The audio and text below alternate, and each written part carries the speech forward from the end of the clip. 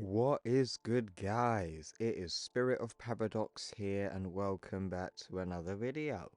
Today we are going to be covering Ultimate Black Panther issue number 7, and I'm actually a little bit disappointed with this issue. I really thought this was going to be like the big battle between Ultimate Black Panther and Khonshu, and honestly it was just more talking and more exposition. I understand Hill is coming up with a new concept for Vibranium and anti-Vibranium, but 7 issues in, I don't really care anymore, to be honest with you. I kind of just want this story arc to finish up so we can move on to better pastures. But anyway, I hope you guys enjoyed the video. If you are fans of the Ultimate Universe, this is the channel you want to be on. We cover the original and the new Ultimate Universe on the channel, so make sure you drop a like and subscribe. But with all further ado, let's start Ultimate Black Panther issue number 7. The story begins in West Africa, and we see Ultimate Black Panther fighting off Khonshu's forces. But throughout this issue, we are actually in T'Challa's head, and we hear him speak. Wakandans, Africans, these are all my people. I was born to protect them. Yet, they aim war at me, because they think they're serving a god.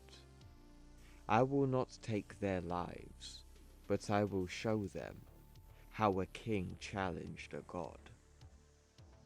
We see Ultimate Black Panther use the energy in his suit, sending Khonshu's forces flying away.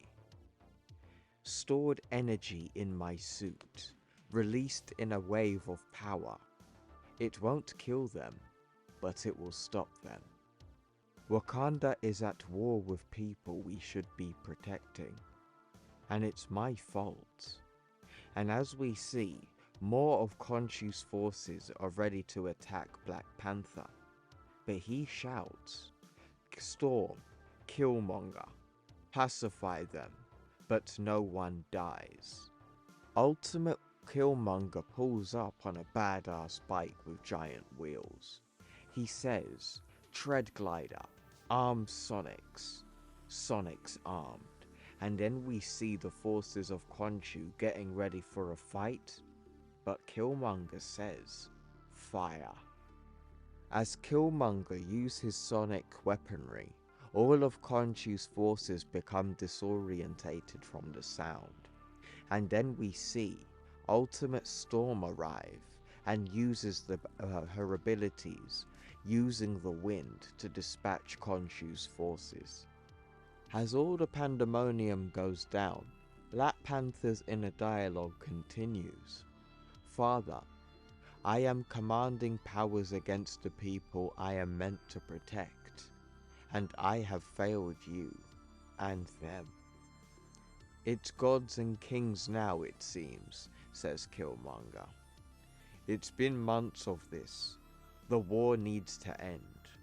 Recon, find the heart of their power, their weaknesses, and then kings destroy gods," as we see all of Khonshu's forces completely defeated. And here we get to see where this dialogue is leading to. Would you agree, Matron Amala, that it takes a special kind of madness to pretend to be a god? Anyone who does is courting danger, righteous or not. And Ra and Khonshu want war, and the suffering it causes. I will not give it to them. You are more kind to your enemy, King. I hope you don't come to regret that, says Ultimate Storm. I will not kill those Wakanda is meant to protect. And I imagine your enemies know that, she says. There is cruelty in you, Ororo. Where did it come from? You grew up in Wakanda, and I grew up outside of it. In the next page, we go to the Wakandan Garden of Bass. Africa will not be torn between two kingdoms, but it already is. You cannot stop this war. You can only master how it ends. And what say you, Matron Imala? I march on their kingdom with a Dora Milaje to kill the people who serve them, watch my people die, and take solace in their graves? And Matron just says outright yes. You do not see your people die. That is admirable, but that is your choice. It is theirs. They serve Wakanda, and Wakanda serves them. The war won't end with an army. It ends when we understand the source of our enemy's power. And I think you're not sharing what you know, Imala. The Voodoo Khan have perspective on this. Do not make me seek it. You want certainty. The Voodoo Khan embraced faith. There is a difference between the two. Matron, you yourself told me of this substance, this element. It can harness psychic power and break the laws of physics. Vibranium responds to it, but this element affects life itself.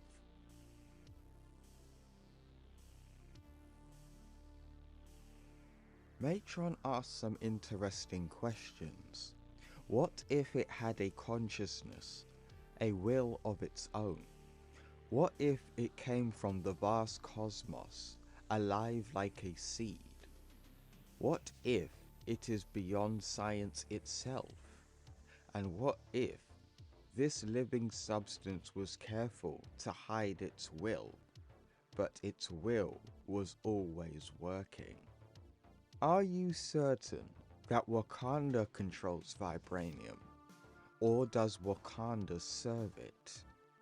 The Inner Kingdom, it gave our ancestors the visions to build, and we came dependent on it, in symbiosis, powerful in its grace, nothing without its strength. In the next page we go to T'Challa and Okoye talking to each other. The Voodoo Khan think Vibranium is alive? They have faith that it could be. But is that possible? I am King of Wakanda. I am not the master of possibility. And what of the element Khonshu and Ra have acquired? I have no answers, Okoye, only theory. Vibranium may be its opposite, or its descendant, or its forbearer, but Khonshu understands it in a way I do not. In his keep, he can terraform, enhance life, and most likely, destroy it, as we see Khonshu and Ra floating in front of this green energy. I have never seen stronger minds than yours, says Okoye, but my mind is imprisoned by reason and logic. Imala is right. I need to think as a god to defeat a god. In the next page, we go to Black Panther's Council of Wakanda. Eric, Okoye, I need you to seek out someone who is both mystic and scientist. Find them in the world and bring them to Wakanda.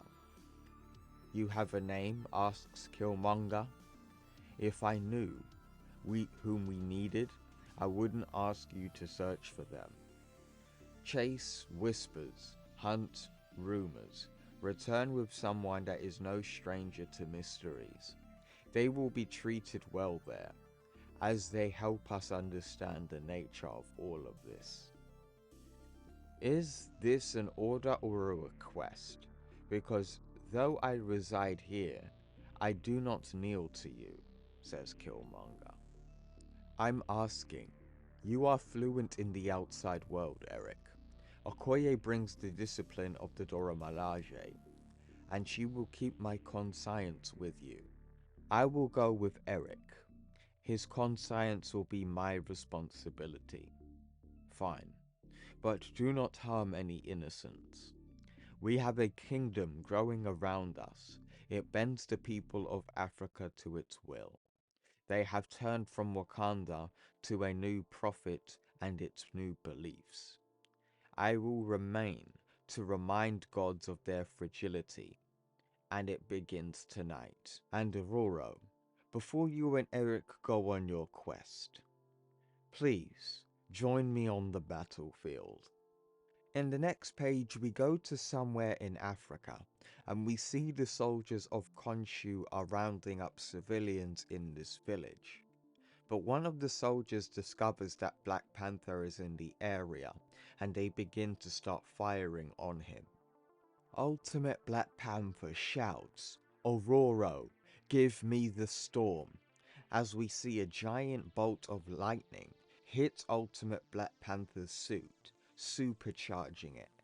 And when this happens, he goes on the offensive. Black Panther runs in and straight up batters these soldiers with his superpowered suit, clawing, kicking and punching at them. And this all leads to Black Panther winning this battle here. After defeating Khonshu's forces, Black Panther turns to the captive and says, "Name the one who set you free." Black Panther. Say it again, loud enough for all of Africa. And then we see all of the people Khonshu was capturing, how shouting in unison, "Black Panther." As Ultimate Black Panther takes off these people's restraints, he asks, "Moon Knight, what does he promise you?" He says, "Soon there will be no place where he cannot see." Ah, so it is. Then let him see this, as he uses the electricity from Storm in his suit, and he makes a giant blast of energy, sending it into the sky. Ultimate Khonshu and Ra see the lightning bolt in the sky from the distance of their castle. "I suspect this is the cry of Wakanda," says Ra. "It must be. He has a kingdom built on a sleeping power, and it will awaken. And the cry of Wakanda will be a scream." And that is where Ultimate Black Panther issue number 7 ends. So that was Ultimate Black Panther issue number 7. And for the most part, I'm a little bit disappointed with this issue. I really enjoyed last issue because it felt like the war and we was about to get like the big climax of the story. Unfortunately here we just don't get that. When it comes down to the story in this issue, it was mainly talking. Yeah, there were some fight scenes in here, but it didn't have any weight to it. Like, it didn't really feel important when there was a fight scene. It kind of just felt like, yo, these people are fighting, and then in the next scene, we're gonna act like nothing had happened. But yeah, like, I would like to see the climax of this story and see where it's all leading to, because we're 7 issues in, and so far, all they've really managed to establish is that Khonshu is a black guy, and same with Ra, and Vibranium has anti-Vibranium, and we still don't know what it truly is, other than what it does. But overall, I would say this issue was mid. Really, like, just mid at best, but it is what it is, man. Let me know what you guys think about this issue in the comments, and what do you guys think about this run as a whole. Make sure you drop a like and subscribe, and I will see you in the next one. Take care.